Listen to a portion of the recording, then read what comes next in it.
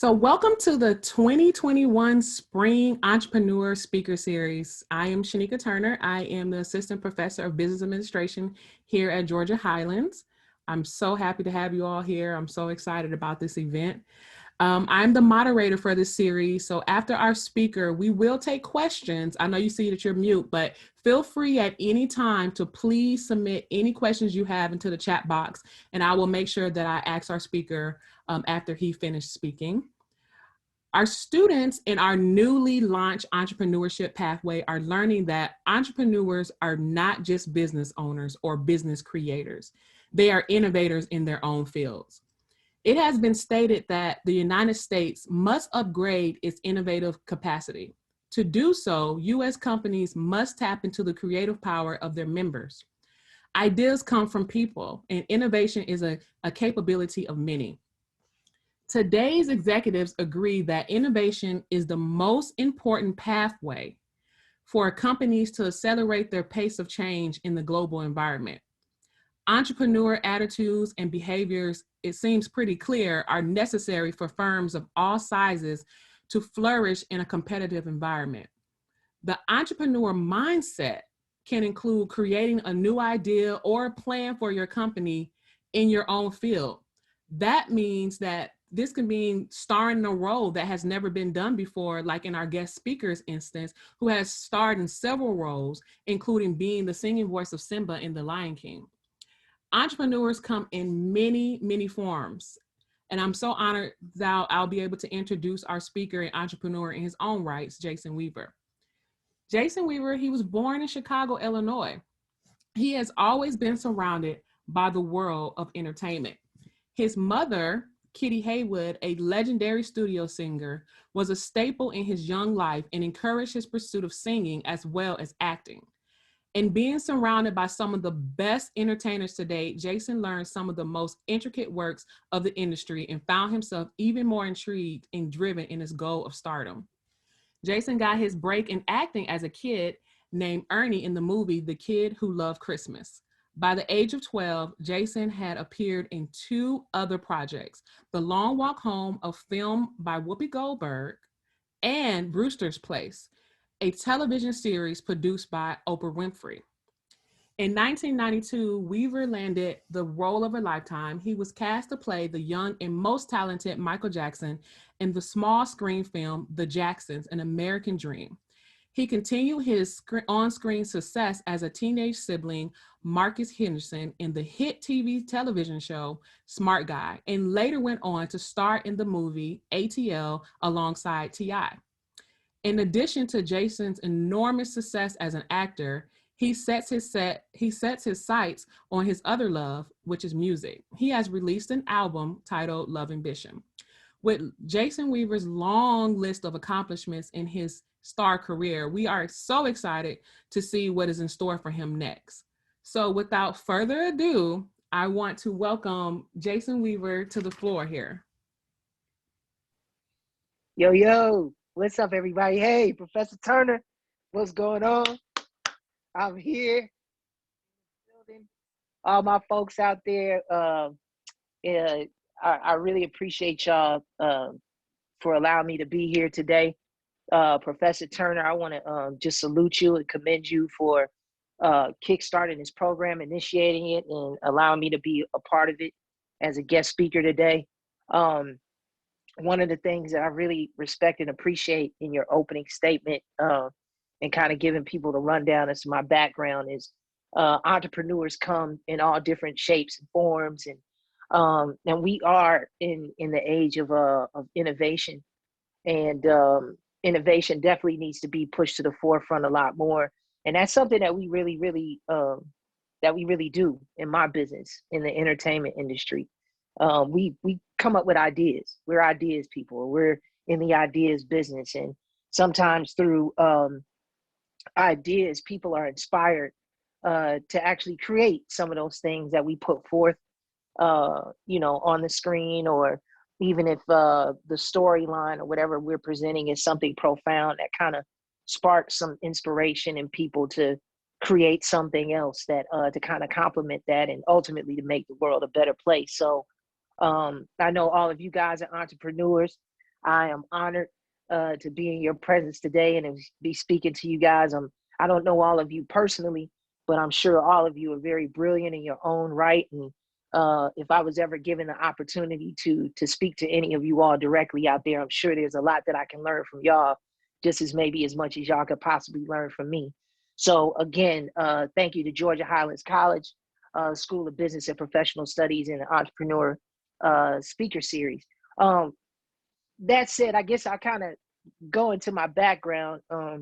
Professor Turner kind of laid out, some basic broad strokes as far as like my upbringing and where I come from. I'm born and raised from Chicago, specifically a town in the Chicagoland area called Harvey, Illinois. I was raised partially on the south side in the south suburbs of Chicago, South Holland, for anybody that may be from Chicago that's familiar with that area out there that knows, like the Calumet City, Dalton, South Holland area. That's my hometown. That's where I grew up and where I cut my teeth.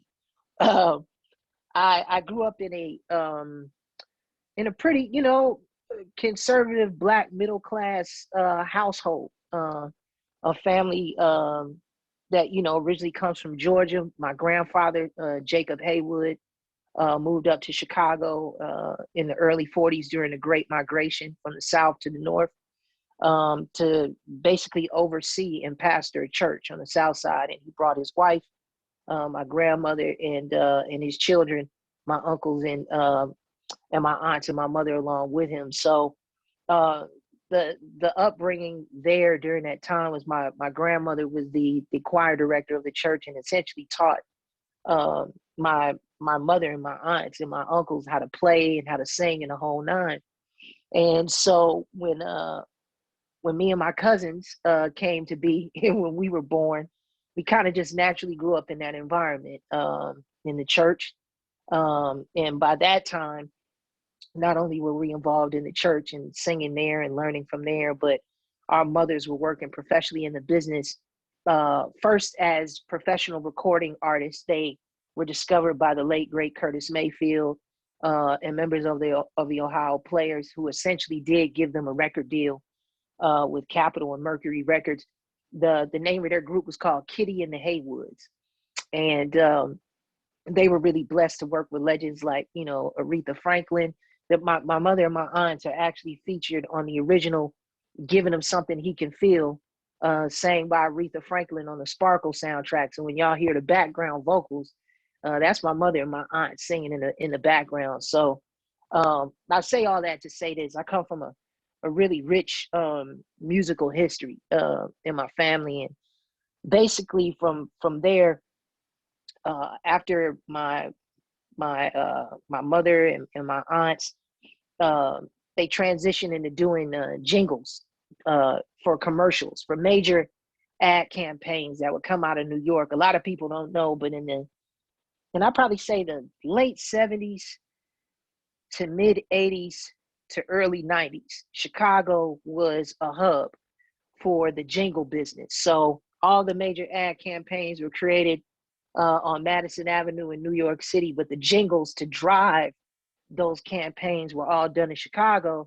And a lot of the talent that sang and that performed on those records and those jingles were Black talent. They were Black singers, they were Black musicians. And so when my mother and my aunts decided that they had children by then, they kind of wanted to have more of a stable life for their children and staying in one place versus touring and performing everywhere, they transitioned into the jingle business. And what the jingle business pretty much allowed my family to do was not only provide stability for my family with our mothers and stuff, but it also created an entryway for myself and for the other members of my family and my generation to kind of come through that lane and learn the business through doing jingles and commercials first. So I have cousins that are hugely successful in the music business, like my cousin Tricky Stewart, Harrell. They produced Umbrella for Rihanna, Single Ladies for Beyonce. They're like multi-Grammy award winning producers. They've been doing that for over 30 plus something years now. So all of us, our family, came up, just going to the studio with our mothers and learning. And eventually, as it relates to my particular story, I just gained an interest in wanting to do something in film and television around the age of 5 years old. I'm just really, really fascinated with films. Like the first film that I ever remembered seeing was E.T. And it was on Betamax, just to show you how far and how old I am. Y'all probably don't even know what Betamax tape is, but that came out before VHS. So it was like, it's a lot of you guys that are young that probably don't know that, but that's when I first saw E.T. Then I saw Drew Barrymore and some of the other kids performing in that film, and I just became instantly fascinated. I wanted to know, first of all, how were they in that little box, and how were they talking to this alien, and I could kind of tell, it was kind of make believe there were things going on, so I could tell they were like playing pretend, and it just looked real interesting and something that I wanted to be a part of. So I started asking my mother, how do I do that, or how do I get in there, or how to, I want to be on TV, and it just so happened that my mother at that time had already established a lot of good relationships with reputable people in the industry, especially in Chicago then, whether they were casting directors, whether they were jingle producers, whatever the case may be. And so she gradually began to, bring me around to where I could observe and see for myself if this was something that I really, really wanted to do. Because it's one thing when, a kid comes up to you and they express some interest in something, but it's another thing if they're going to be like really committed to it and focused and be in it. Because there's a part of, your childhood to a degree, like a regular upbringing, that you kind of have to sacrifice if you're going to be a working professional as a kid in the game. Don't get me wrong, you can still be, a normal kid, because I was a normal kid. It wasn't nothing ill and nothing crazy, but I couldn't do everything because I either had to audition for something or I was working. You know what I mean? So, I think for her thing was she recognized the drive and ambition that I had early on, but I don't think she wanted to put me in a position where, looking back in retrospect later on in my life, I would regret anything as far as something that I feel I may have missed or something like that. But I didn't. I mean, I really, from the very beginning, my first time stepping on set at like 5 years old, that's when I got my first gig. It was for Coca-Cola. It was a print ad for a Christmas campaign that they were doing. And we were shooting it in Chicago, downtown in Loop, in the middle of the summer. Because, these ad campaigns, they would have like a lead up. They would shoot it in the off season, and then they would gear it up. You guys know how it goes, but they gear those ads up so that by Christmas time, they have a full rollout. Everything is, to a T. So we were shooting this Christmas campaign in the summertime, and anybody that knows Chicago, the summers can be brutal as far as the humidity and the heat. So I was there, full winter clothing, stocking cap on, boots, the whole nine. They had fake snow around, and it had to have been 90 degrees, something like that. It was pretty miserable. But I remember just all the action and everything that was taking place and the energy that was circulating around me, and seeing people work together, and me playing this role, even though it was a print ad. It was just like, it was something about it that I just instantly fell in love with. And I couldn't imagine doing anything else. It was like, I don't know, just right then and there on set that day, it just clicked. And that's when I knew that this is what I wanted to do for the rest of my life if given the opportunity. So fast forward, I did that for a number of years, between the ages of 5 to maybe 9 years old. I just did a ton of commercials and print ads in the Chicagoland area, specifically for a company. I should big them up and salute them for that, and make you guys aware of it, through Burrell Communications. Burrell Communications, headed up by Tom Burrell, was the only, at the time, African-American advertising agency in the whole country, in the whole world, basically. And Burrell Communications was an agency that geared directly towards the African American community and demographic that most of these major Fortune 500 companies were overlooking.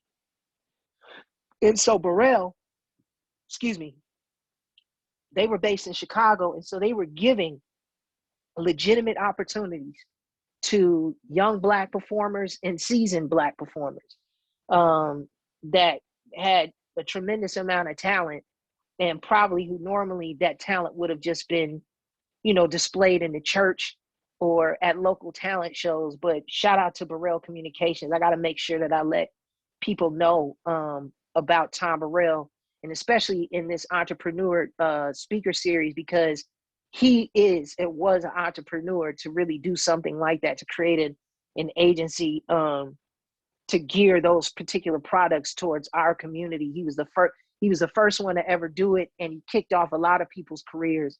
So if you guys ever get a chance, look up Burrell Communications and Tom Burrell and look at their background, because they're still in business. It's an agency that's still going down. They've done some phenomenal things, and they've helped a lot of people along the way, and a lot of young Black brilliant people, like whether they're performers or executives. Just look it up. You won't be mad. That being said, I did a number of commercials for them for a number of years, up until I turned 9 years old. 9 years old, I got my first major feature film role in a film called The Long Walk Home, which Professor Turner mentioned earlier. That film starred Whoopi Goldberg, Sissy Spacek.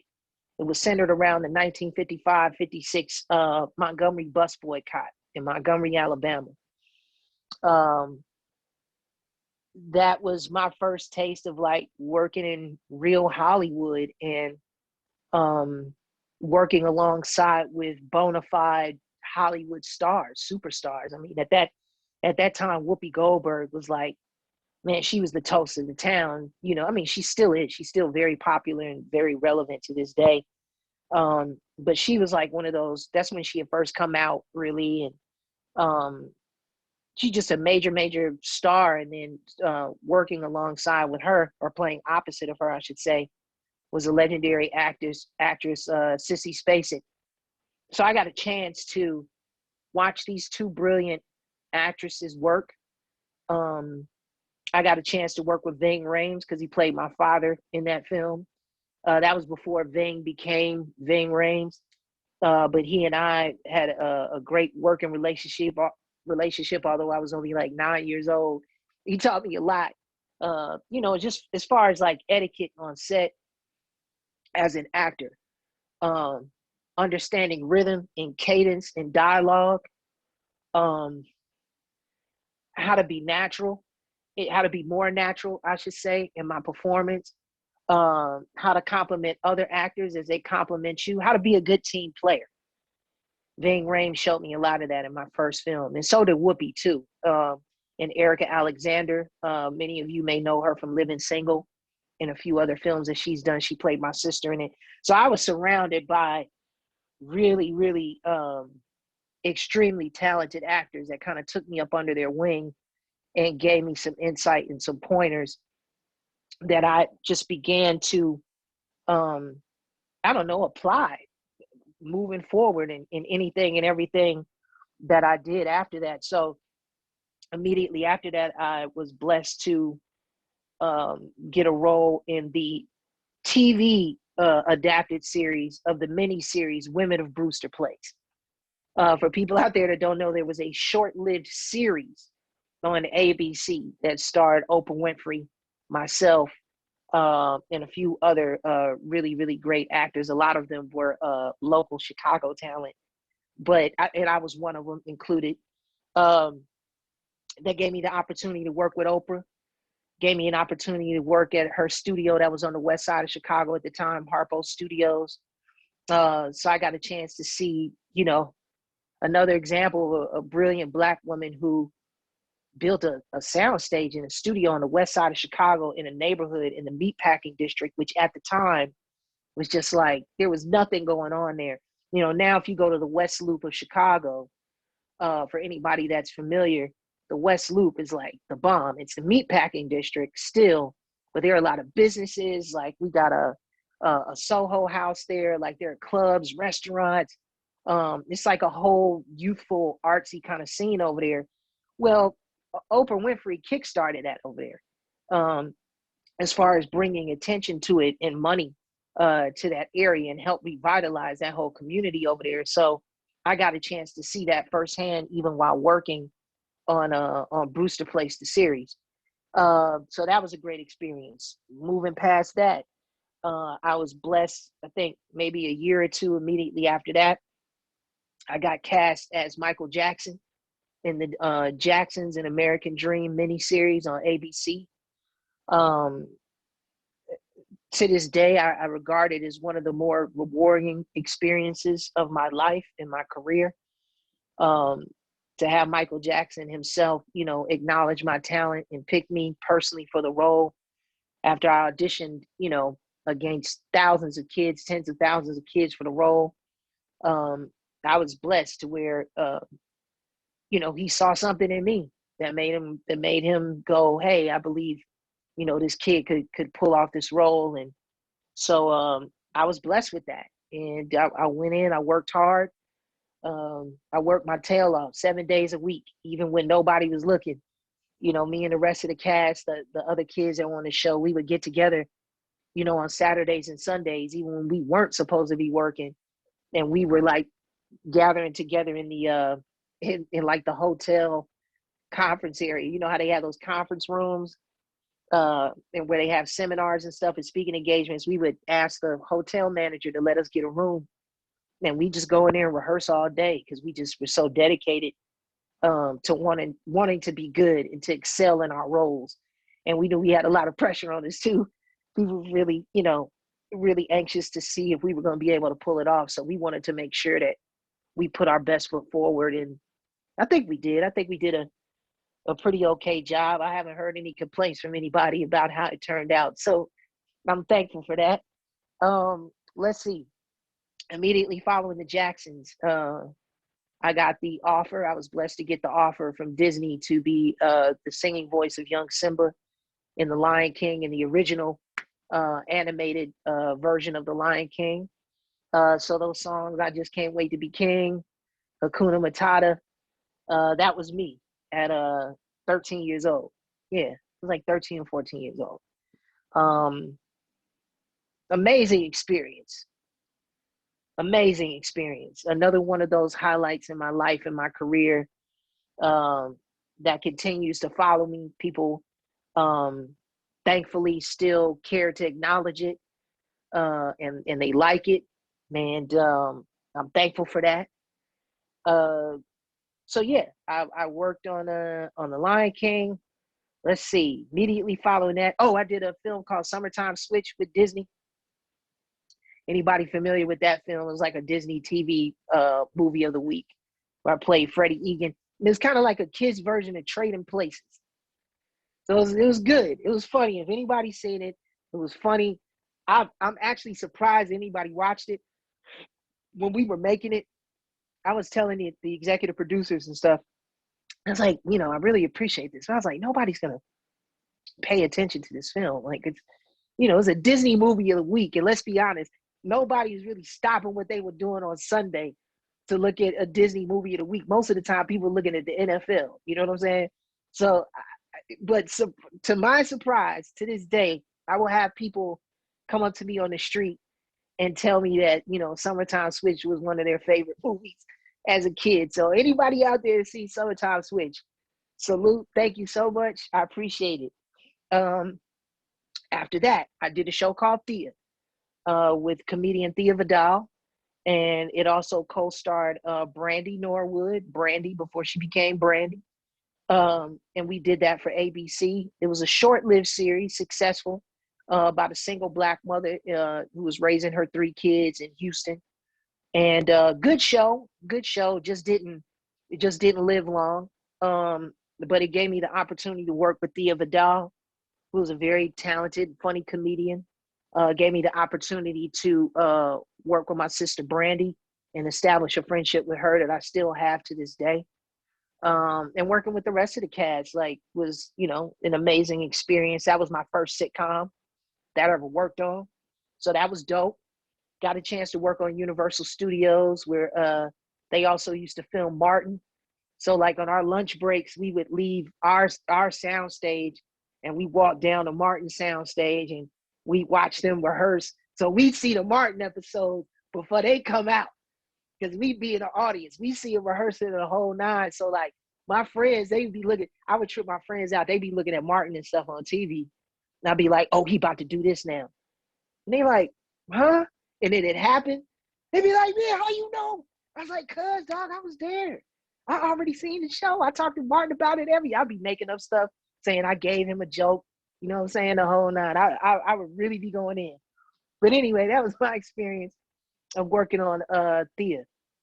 Okay, fast forward. And I know I'm talking a lot, but I'm giving you guys the whole spiel. Let's see. After that, I was blessed to do, we did Smart Guy. Oh, I got a deal on Motown. I got a record deal on Motown Records, where I did put out an album called Love Ambition, which experienced some moderate success.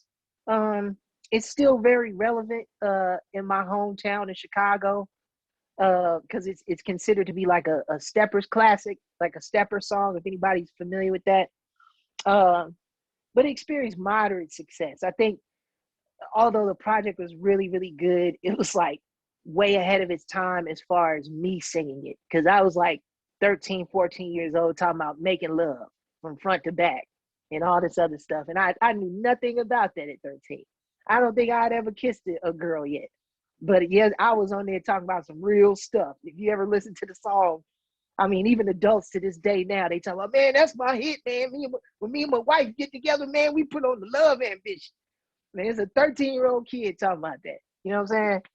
So that was a cool experience because it allowed me to pursue my dream as far as being a professional recording artist, which in turn, it gave me the opportunity to work with amazing executives, Black executives, Gerald Busby, rest in peace, who was a former head of MCA Records and was a former head of Motown Records, Steve McKeever, who created Hidden Beach Records, which he did that with Michael Jordan. Him and Michael Jordan founded that record company together and put out like a whole bunch of jazz artists. I was able to learn a lot from him as far as business. And then eventually the company, a new regime was brought in. Andre Harrell, the late great Andre Harrell, formerly of Uptown Records, who, you know, discovered Jodeci, Mary J. Blige, he's Puff Daddy's mentor. Andre Harrell was Black music, was the curator of everything fabulous and cool that we knew of in our generation of like New Jack Swing. And so, you know, the way Bobby Brown and them dressed on down to the records that Guy was doing, you know, on down to us wearing Timbs now, that all came from that Uptown era of music and culture. And Andre Harrell spearheaded that and created that. And so he brought that same energy over to Motown Records. And I got a chance to work with him briefly. We did put out a single called Stay With Me that had some moderate success again. That was more like a New York hit though. That was like, it was big in New York because I was living in New York at that time in Harlem. And a lot of the records that we did and a lot of the movement that we made was to be a part of that scene there. And hopefully it would kind of spread out because that was during the bad boy era and all of that. So New York was on fire, you know, and that's where everything was centered. So there was a lot of success in the tri-state area, I should say, with that record. But I eventually decided to move on from Motown. And just for the sake of transparency, I got a little frustrated, a little discouraged because I couldn't tap into what I was trying to do there. And I don't think the company understood what I was trying to do. And it just didn't work. And so instead of them continuing to waste time and money and me continuing to waste energy and time, I went to Clarence Avant with my manager at the time, Suzanne DePass. Shout out to Suzanne DePass, another brilliant businesswoman, Black businesswoman who discovered the Jackson Five. I just asked for a release, and Mr. Avant was gracious enough to give me a release. And right after that, I transitioned into Smart Guy with Disney. Like right then and there was when I got the offer to do Smart Guy. I moved back out to Los Angeles, worked on that show for maybe 3, maybe close to 4 years with Taj Mowry, my little brother Taj, Essence Atkins, John Marshall Jones, my brother Omar Gooding. Anybody out there familiar with Smart Guy, thank you for supporting the show. I appreciate y'all. If you haven't seen it, it's on Disney Plus. People love it. I'm so honored that people still love that show to this day. Like, it's really cool to see a new generation get into it from their parents who grew up watching it. And man, that's dope.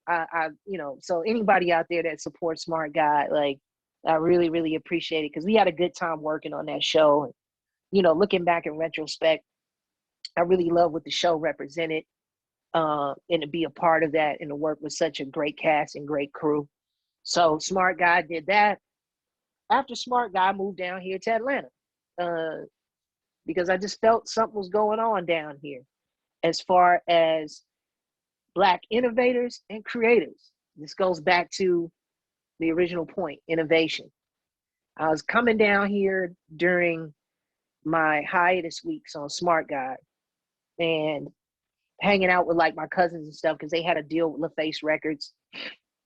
They had an artist signed there, and I was just coming down here getting a taste of what this community was about and feeling the energy.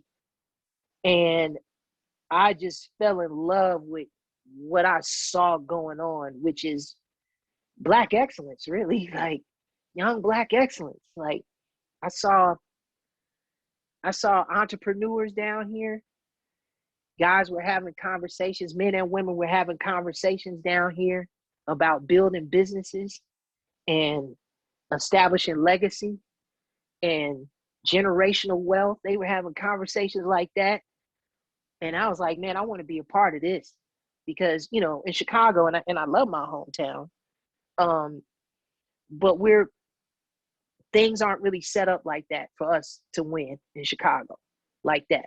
And I could get deeper into that, but I won't. What I will say is that what Georgia offered to me as a young Black entrepreneur was a legitimate chance to kickstart something and to build something and to have it rooted in here and to employ the people around me within my immediate community, and to see people that look like myself win. And I really fell in love with that concept. I really fell in love with that, and I wanted to be a part of that. So I came down here just on a whim, got a place, started a family. This is where my son was born. My son is 19 now. He'll be 20 this May 24th.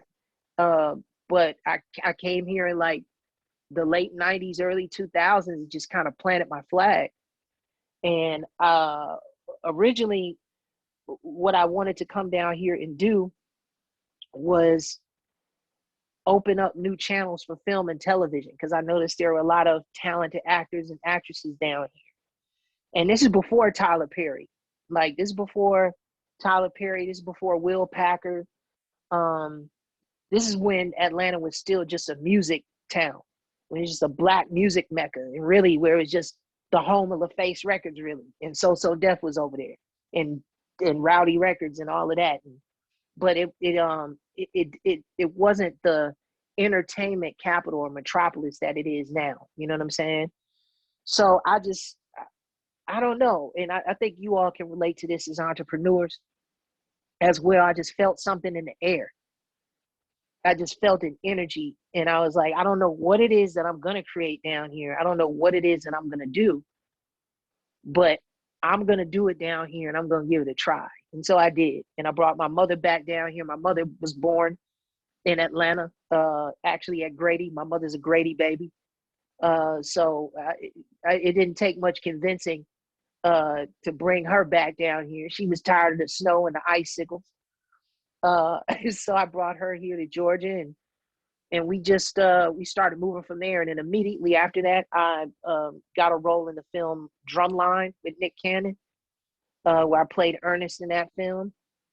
Let's see, after Drumline, I did another film in Wilmington, North Carolina called Love for Sale, a little independent film. No, I didn't do Love for Sale then. Pardon me, y'all. I did Love for Sale after ATL. Okay, so I did Drumline, and then immediately after that, I did ATL, which is a great experience. I'm pretty sure y'all will have questions for me about that, especially if there's a sequel going on. I'll answer all that in a minute. But I got a chance to work with Tip, Lauren London, Jackie Long, I'll Be Back, Malika and Khadijah, our great director, Chris Robinson. That was an amazing experience because that was like Atlanta Black culture. Like we was shooting a music video for a month and a half, 2 months. It was just a bomb, man. We had so much fun on that film. Like what you guys saw on screen wasn't even like half of it. There were a whole bunch of stories that were happening behind the scenes that were just amazing, like just pure fun and great things I look back on now and just instantly put a smile on my face. So, yep, did ATL, did Love for Sale. Let's see. After that, did Lottery Ticket with Lil Bow Wow, Ice Cube, did that down here in Atlanta. In between it, I've done a couple independent films. I won't even mention them because I don't even want y'all to check them out. Two of them were not good at all. I was so mad when I saw the end results. I won't even mention them. If it's that serious to y'all could go on IMDb and you can investigate and look them up, but don't even waste your time. Because I just did them because I was like, oh man, I got to do something. Like, it's kind of dry right now. We got to stay on screen. But boy, let me tell you, boy. Let's see. What else? After that, what have I done after that? I did the Lottery Ticket thing. I'm sure I've done a couple more films since then. Oh, and then, I was doing like guest spots here and there. Because right after I did Lottery Ticket, that's when I started really focusing on my production company, like really focusing my energy on content creation and development, and really getting behind IPs and intellectual properties. Because that's when streaming platforms really started to come to the forefront, where you didn't necessarily have to go the traditional route of trying to sell an IP to like a studio or a production company. We now, through the advancement of technology, I was now given an opportunity to be able to develop stories and get them out a lot easier. And Atlanta, as you guys already know, in Georgia, just period, it's grown and it's evolved to where there's just a major talent pool here. And it's not just, on-camera performers. We have amazing filmmakers down here, amazing writers. We have producers who, really know what they're doing, who have experience of working on sets and putting together budgets and putting together crews. And, so now Atlanta is just, it's become a place really where if you are an innovator and if you have the energy and the drive and the ambition to be that, this is really just the place to be right now. And thankfully for me, I made that investment into this town and into this state 20 years ago.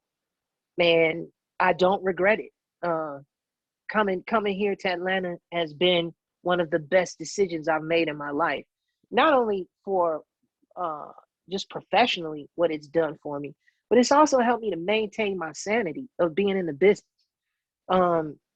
I love Los Angeles. I've lived in Los Angeles most of my life, to be completely honest with you, aside from living in Chicago. But I never felt a sense of community there. It was important for me to be there for work and to handle my business, but I was never able to grasp on a sense of community there. And for somebody like myself that grew up in the Midwest, and that's, community is big in the Midwest and it's big in the South. I was used to that, and I wanted to find a place that would give me that balance between being a working professional, and then being able to raise my son and being able to be a part of a community to where I can go to a grocery store and I'm speaking to my neighbors and I'm speaking to, the cashier, and I know people by first name. That may not mean a lot to everybody out there, but that means something to me. A sense of community means something to me. So that's what Atlanta and what Georgia essentially has given me, is that balance of being able to maintain and do my work and also be a human being, and a productive member of society.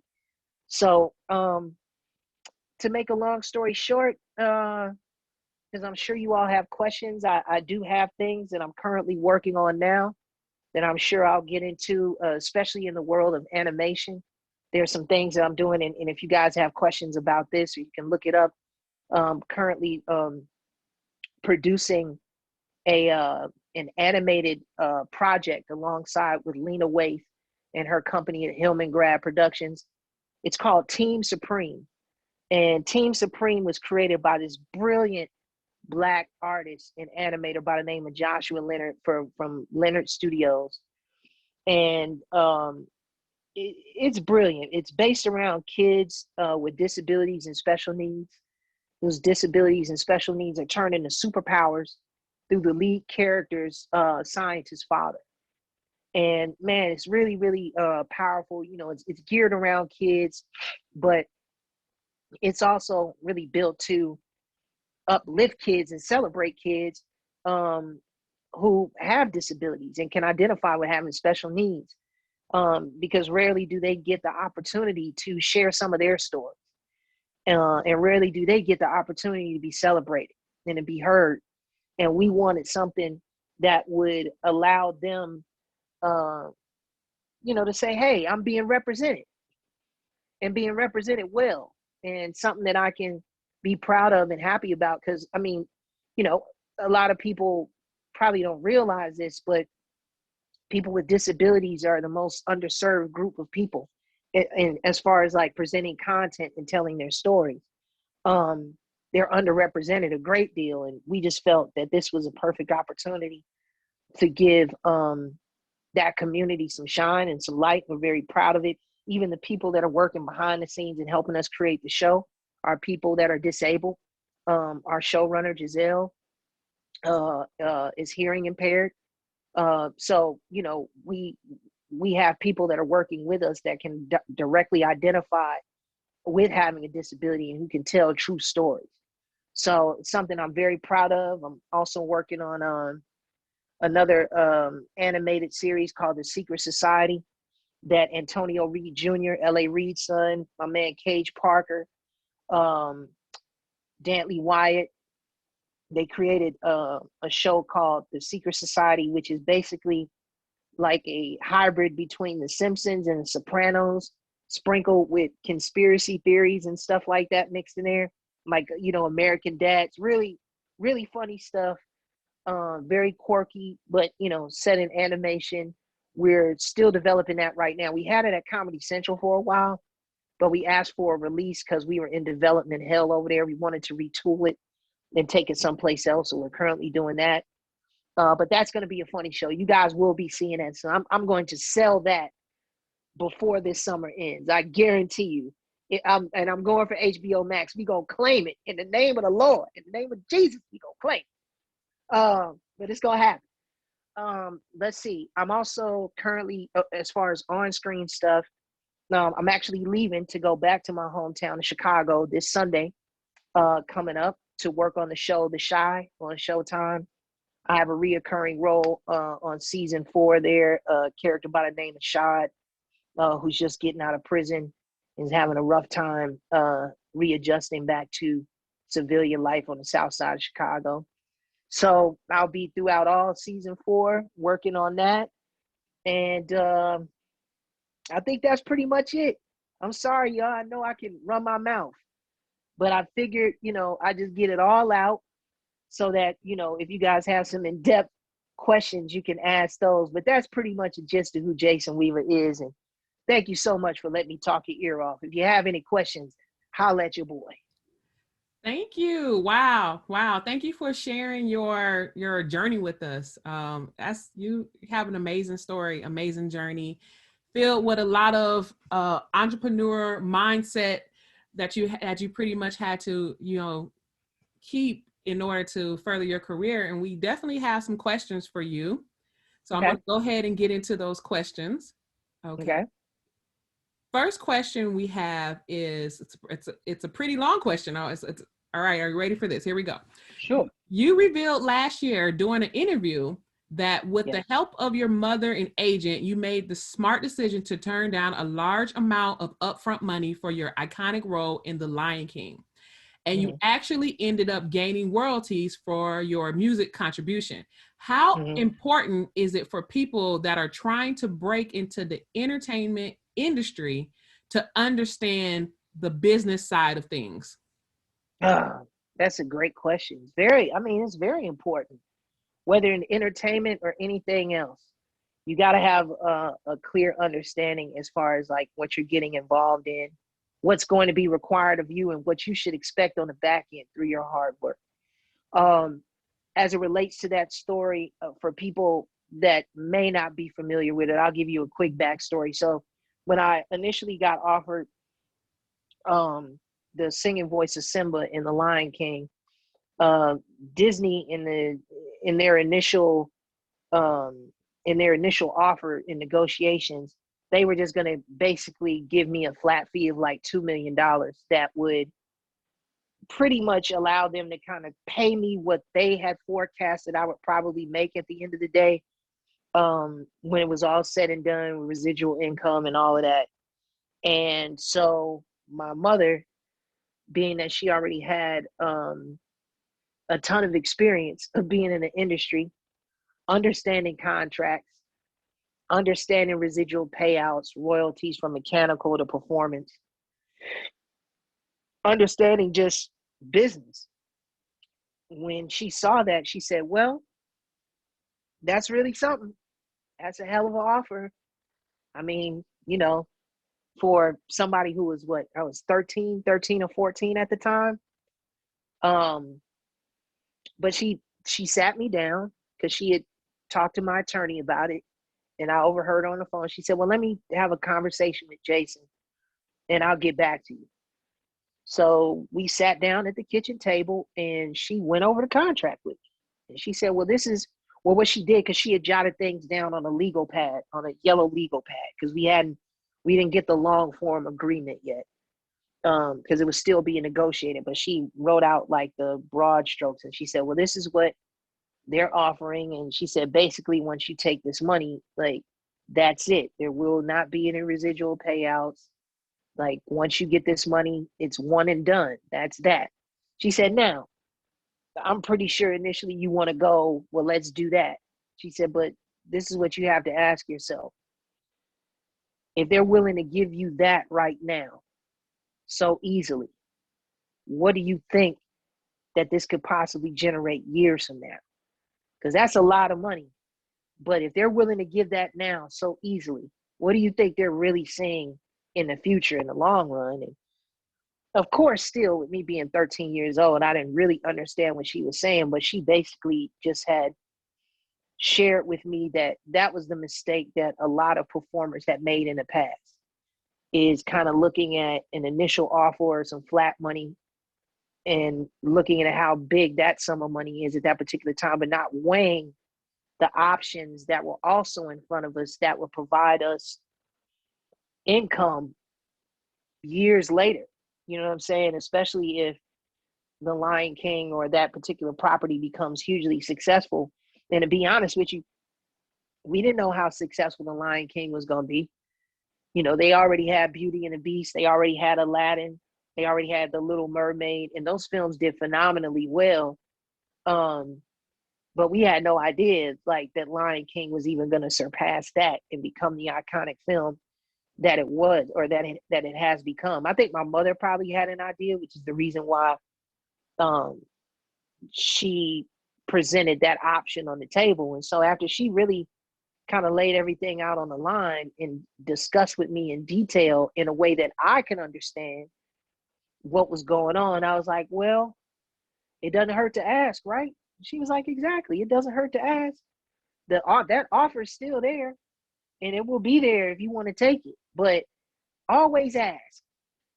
If there might be something more, but if you're not willing to ask and put it on the table, then it won't get done. And thankfully for me, I have my mother in my corner, um, a great agent and a great attorney. We went back with a counter, and we went back and forth a little bit, and we agreed to terms that we all felt were fair. Then the rest is, I guess, as they say, history, if you want to call it that. But I just really look at it like, you know, business like that gets done all the time. It just never gets talked about. You know what I'm saying? Because it'll put these companies at a disadvantage if all these artists are thinking like that. So it rarely gets talked about, like making sure that whatever stipulated in a contract is fair and agreeable to both parties. But I'm glad that I was in a position, and God had put me in a position to have a mother who is business savvy like that understood and was able to guide me properly. And from that lesson, from me learning that lesson, I'm moving forward in business. That's how I do all my business now. I ask questions and I weigh options, and I do it in a way where it doesn't have to be disrespectful, or it doesn't have to come across like I'm turning my nose up at something. It just lets the other person on the other side of the table know that I know my worth and I know what I'm doing. And that's it. But shout out to my mother, and shout out to my attorney and my agent for that one. That was a good one. Yeah, that's great. You kind of answered the rest of the question that the student had, was the, Okay. you know, the advice that what advice would you give to someone who is approaching negotiations and fighting for their worth? I think you were kind of saying, be respectful, but always ask. Oh yeah, no, absolutely. Just respectfully ask. Because a lot of the time that's what kind of holds people back, is that they're afraid that if they ask, that a person's going to retract the offer. And it's like, well, nah, they gave you the offer because they want to work with you anyhow. So the ball is in your court. They want to work with you. And as long as you respectfully circle back with them and let them know, hey, I appreciate the offer, but here's something that I think that we can do, or I'd like to counter with something that I think would work for all of us, where we can all look back on this experience and feel rewarded by it. And when you talk to people like that with respect, and they can understand that you know business, and again, that you know your worth, you can get a lot of things done that way. The only time I think when you hit roadblocks is when you just have a person that doesn't have a clear understanding of what the business is, and then they begin to ask for all of these demands that are unreasonable at the end of the day. You know what I'm saying? Like, yeah, you can ask for things, and you can toggle a little bit, but at the end of the day, there has to be some kind of compromise within the negotiation. There has to be some kind of terms that y'all can meet in the middle and go, okay, cool. Now let's move forward amicably and call it a day. Right. So that's just all I try to do in any business venture that I enter into. Okay, great. Some more questions. So someone wants to know, what was it like working with Nick Cannon in Drumline? Nick was great, man. That's a great question. I hardly get asked about Drumline. Man, working with Nick was great. Nick is a smart guy. And I knew that even back then when we worked on Drumline together. I think he had just come out of working on Nickelodeon. He was Will Smith was like his mentor, and really taking him up under his wing, and so he was on this. You could tell he was on this clear trajectory towards success and superstardom and doing major things in Hollywood, because even his conversation was just kind of light years ahead of other young guys at that time that I knew. I know some bright guys. I don't hang around dummies, but at the end of the day, his conversation was a little bit more advanced as far as like business and entrepreneurship. he was already talking about wilding out. He was already talking about, you know, the restaurants that he was going to build from the concept of wilding out. He already had that game plan in his mind, you know, even from back then. So I have a tremendous amount of respect for Nick, because I think he even helped to light the fire up under me. Him and Marlon Wayans in particular, excuse me, they helped to light the fire up under me to want to become a creator and a content developer. Because I had one specific conversation with Marlon. Oh, by the way, me and Marlon Wayans did a film with the Coen brothers called The Lady Killers that starred Tom Hanks. I was in that film too. Sorry, I forgot about that one. But if you ever seen The Lady Killers with Tom Hanks, directed by the Coen brothers, it's a really good film. Check it out. Marlon's brilliant in it, by the way. But I played Marlon's best friend in that film. And when we were on break, on the lunch break, I asked him, because things had kind of dried up a little bit. There weren't as many opportunities during that time for young Black actors, especially those who were kind of transitioning out of television and looking to go into film. The opportunities were kind of, you know, they were kind of spread out. So competition was fierce. And I had kind of gotten a little frustrated. So I asked Marlon, I said, well, man, how do you and your brothers, man, like, y'all just stay working, man? Like, you always got something going. And he said, man, do you write? And I was like, well, nah. He said, dude, that's how you do it, man. You got to create the opportunities. You got to write. This is an idea-driven business, Jason. If you don't have any ideas, you just gonna get kicked to the wayside. Like, you can't be in front of the camera, you know, acting all day. He was like, you gotta diversify. You gotta be able to hone some different skills that would allow you to pivot when you need to and stay in the game. And Nick was on the same thing. It was like me and Nick in between takes at Drumline, I'd ask him, well, man, you know, how did you get that situation at MTV? Or how did you? He was like, well, man, I was writing on this show and I was writing on that show and I was handing in, you know, sample copies of my work, spec scripts to this network. He was doing all of that legwork while nobody was looking. So through those conversations, I was able to learn a lot from Nick. Like, I really, really was. Like, I know I had been in the business a lot longer than him at that time. But when he came in, he really helped to blaze a trail for guys who were thinking like him, like myself. Like, okay, because by that time I was here in Atlanta and I was getting a real lay of the land and I was trying to figure out what I was going to do down here. And Nick told me, he was like, man, look at all this talent you got around you. Like, look at Atlanta. Look at all of this stuff around here, man. Like, all you got to do is just focus and come up with some stories and, man, you can make something here. And I was like, okay, cool. And sure enough, I mean, you know, mind you, it's taken me a number of years to finally get to that point where I'm really rolling out scripts and rolling out projects, but yet and still, it was guys like Nick and guys like Marlon Wayans that lit that fire up inside of me. So I have a tremendous amount of respect for Nick.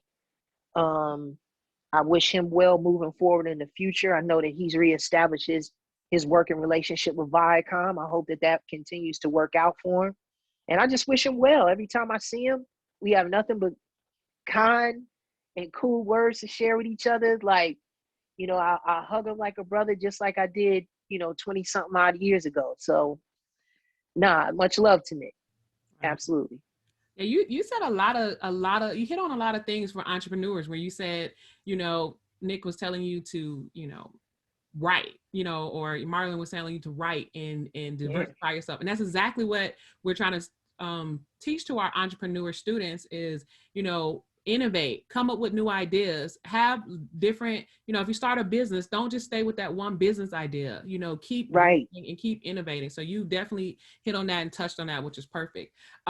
Just as a timeout for a second, for those I know may have a couple students that have to jump off for class, there will be a survey coming to you, and a recording will be coming to you as well. But we still have some questions that people are wanting to ask Jason. So if you have to leave, just be on the lookout for your survey. Thank you guys so much for attending. But we do have some questions, and they seem to want these answers, so I'm going to go ahead and try to ask Okay. them pretty quickly so we can be Cool. respectful of your time.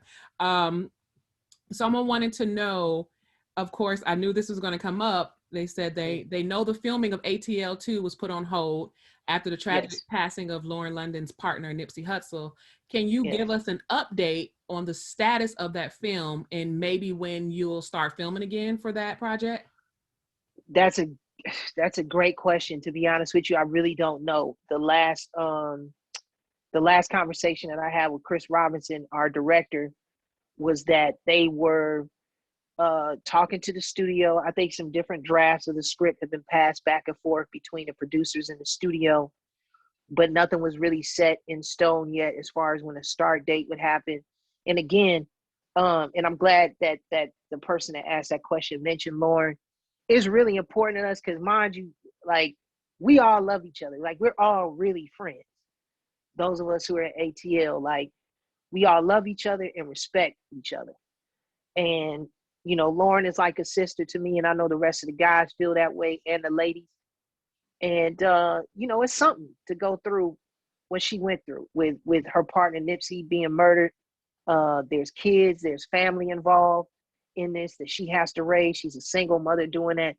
So I think with us, as much as we want to do it, everything will come together when it's supposed to. When the producers have whatever settled that they need to settle with the studio, that will happen. When Lauren's ready, she will be ready, and we will be ready to participate in it. And, you know, here's what I'll say too, and this actually relates to being an entrepreneur as well. Everything is timing too. You know what I'm saying? Like, a lot of things just have to meet up at the right time in order for them to work the way that they're supposed to, or the way that they're intended to work out. So I'm not a person that believes in forcing something. I let it happen organically. We put forth the energy. We let it be known this is what we want. We work towards it to try to make it happen and come to fruition, but we don't force it. And when you don't force it, that's when things kind of, you know, enter in the way that they're supposed to. So please continue to be on the lookout, though. Continue to pray for Lauren. And you know, if you have any further questions, anybody out there, you can check in with me periodically on my social media and on Twitter and Instagram at It's Jason Weaver, ITS Jason Weaver. And usually I'll have some answers or something. You know, if I get anything from Tip or anybody, I'll let you guys know for sure. Cool. We have two more questions I'm going to ask them because we have more, but I'm going to be respectful of your time. But one question was, did you already know how to skate before ATL? Someone wants to really know that. Oh, no, that's a good question. I knew how to skate, but not like that.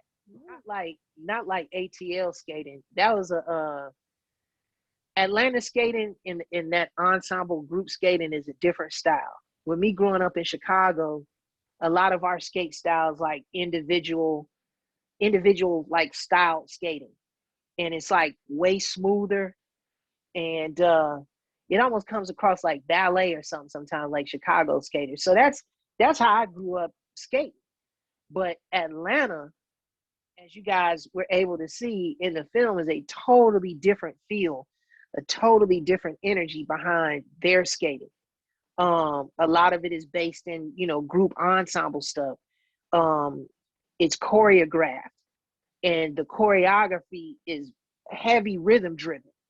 You know what I'm saying? So I just had to learn that style, and thankfully, you know, we had amazing teachers who were, you know, sharing vital information with us to make us believable, and, you know, people that really skate at Skate Town, and that skate at Cascade and Golden Glide. Like, you know, we had some real ATL veterans in there, and shout out to all of them. I can't name everybody because there's too many of them to mention, but all y'all out there that helped us, if you happen to see this, thank you so much, because we were believable, I think. I think you were too. Well, thank you. So for our last question, I just want you, if you could just leave a piece of advice for all our inspiring entrepreneurs that we have here and that are going to watch this and that are on this call, what what piece of advice would you leave to them? Oh man, there's a lot that I could say about that, but I'll keep it really simple. I think the main thing that I could say, if it's whatever it is that you're doing, that you're aspiring to accomplish or to build or to present, like if it's burning inside of you that hot and that passionately, like don't stop, don't quit.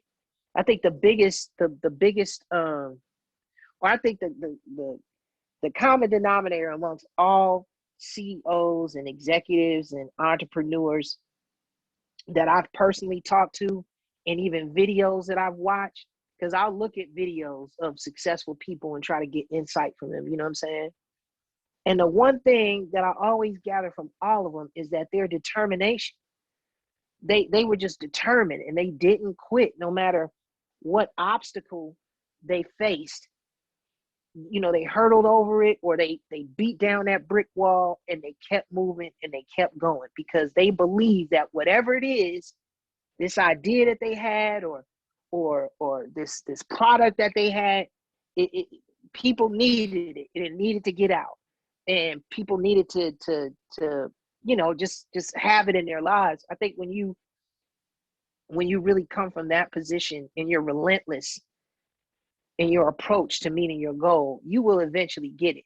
Now, you also got to know too, like, and this is just keeping it real, you got to know when something may not necessarily be for you and you may need to pivot. It doesn't mean that you necessarily have to quit. You may just have to like shift your energy for a minute, and maybe that thing that you now kind of focus your energy on, that may be able to bring something in the middle much later on. I've done that. I've personally experienced that myself, where I've gone, okay, this is not the time for this right now. I still believe in this, just not the time for it. But over here, I'm gonna cook this up a little bit. And usually when I start doing that and I get something generated over here, then that thing that I had over there will come back, and I'll be able to merge them and meet them in the middle. But I think that's the only thing that I would say, like, you know, it's just a little bit different aside from the not quitting aspect. It's just knowing when to kind of shift your focus and your energy to something else in order to enhance that what you're doing over here. And that we do that in my business all the time. Like I constantly have to go, I'll be working on one project over here and it may be like red hot for a minute, but then it may slow down and I'll have to go, damn, okay, let me go over here and just focus on this other project real quick because this is kind of pending. Let me see if I can get something going with this. And then I've had situations where I'll get this over here going, and then that company or people that I'm working with will be like, what else you got? And I'll go, oh, I got this over here. I got this over here. And I'll just bring it over here. And in that way, everything kind of comes to fruition the way that it should. And, you know, don't force it. Have fun, enjoy the journey.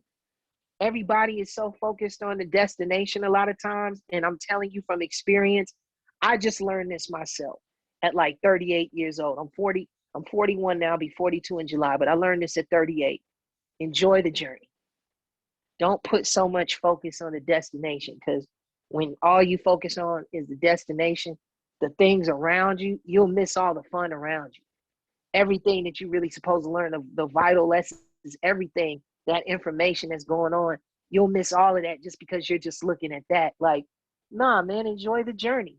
Enjoy the good times, the bad times. Enjoy the victories as well as the defeats, because there's lessons in all of it to be learned. And you'll take that with you as you continue to go on in business or whatever it is you decide to pursue. So that's all I really got to say about that. Just have fun in what you're doing. Don't quit if you really, really believe like this is what it is and that's what your goal is, and just keep moving forward no matter what. And I know that sounds a little bit cliche, but it's the truth. It really is the truth. That's why everybody says it, because it really is the truth. So I wish all of you guys well out there, because I know that was our last question, but all of you guys out there, first of all, I want to thank you for your support.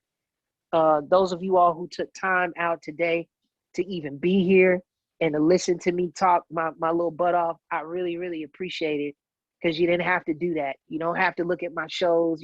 none of that, but you guys do. And I want to let you know that I don't take that support or that love for granted. I really, really appreciate it. And I really wish all of you all out there much success. I know I don't know y'all, but I do know y'all in a way. You know what I'm saying? Because we all in this together. We're all striving to do bigger and better things in our lives. And I want you guys to know that I'm with y'all the same way that y'all have been behind me. So thank you so much. Yeah. Thank you. Thank you for even taking time out of your schedule to even come and speak with us and speak to our students and speak to our community. We are so grateful for you being here, and we really do appreciate No, it. thank you. And Thank and you, I, Professor Turner. I want to say this too. I got to big you up too. Again, thank you for creating a program like this.